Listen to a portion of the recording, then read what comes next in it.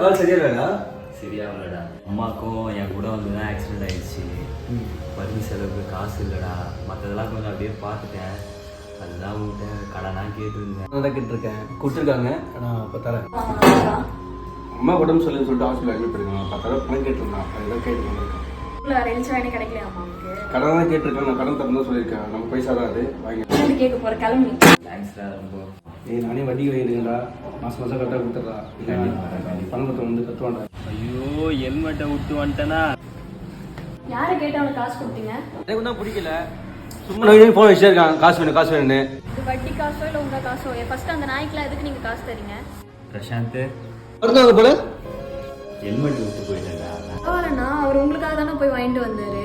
அதெல்லாம் ஒன்றும் பிரச்சனை இல்லைம்மா, நான் பார்த்துக்கிறேன். மத்தம்மா யாருக்காகவும் நீங்கள் சண்டை போட்டுக்காதீங்கம்மா, சரியா?